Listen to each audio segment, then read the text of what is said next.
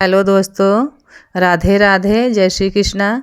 आज मैं एक गारी गीत लेकर आई हूँ, बहुत ही धमाकेदार है। आप सब सुनना, अच्छा लगे तो कमेंट बॉक्स में बताना ज़रूर।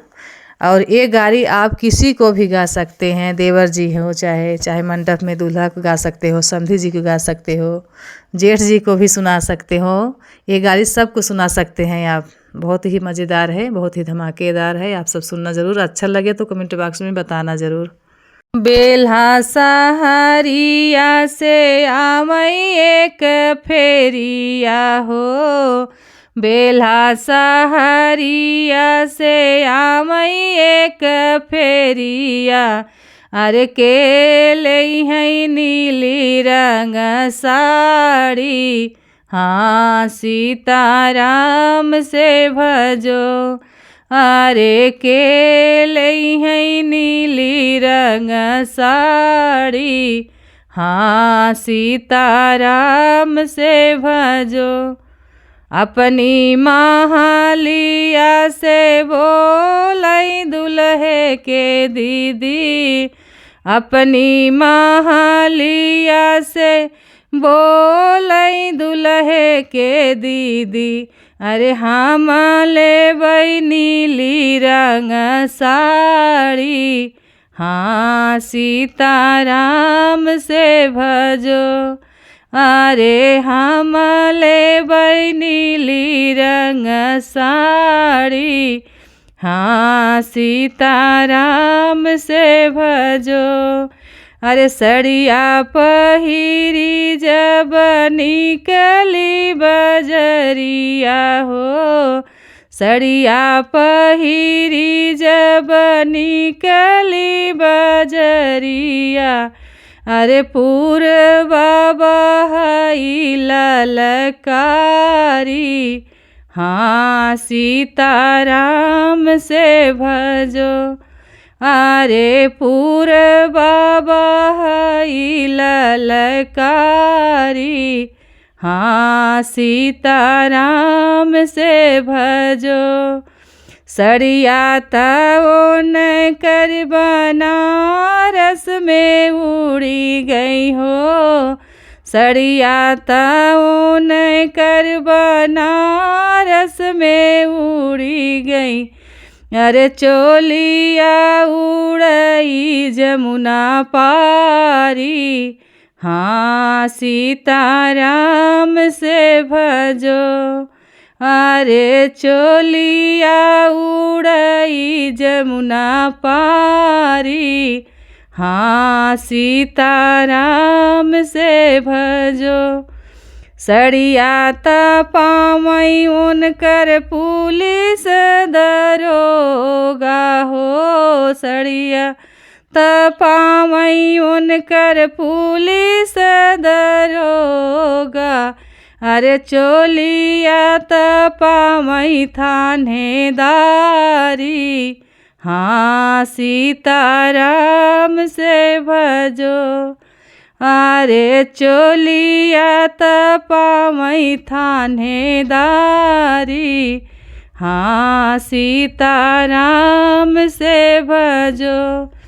बेल्हा सहरिया से आमई एक फेरिया हो, बेल्हा सहरिया से आमई एक फेरिया। अरे के लई है नीली रंग साड़ी, हाँ सीताराम से भजो। अरे के लई है नीली रंग साड़ी, हाँ सीताराम से भजो।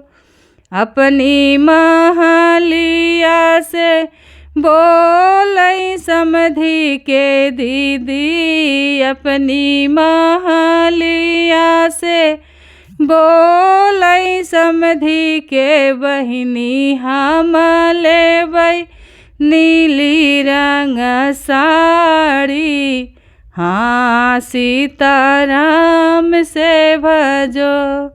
अरे हम लेबै नीली रंग साड़ी, हाँ सीताराम से भजो। सड़िया पहिरी जब निकली बजरिया हो, सड़िया पहिरी जब निकली बजरिया हो। अरे पूरबा बहई ललकारी, हाँ सीताराम से भजो। अरे पूरबा बहई ललकारी, हाँ सीताराम से भजो।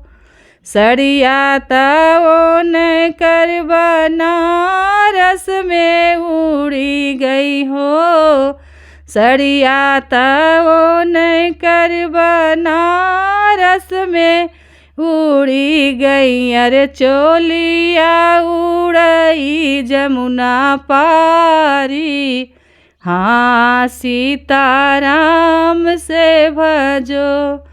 अरे चोलिया उड़ई जमुना पारी, हाँ सीताराम से भजो। सड़िया तपावई उनकर पुलिस दरोगा हो, सड़िया तपावई उनकर पुलिस दरोगा। अरे चोलिया पावई थानेदारी, हाँ सीताराम से भजो। अरे चोलिया पावई थानेदारी, हाँ सीताराम से भजो।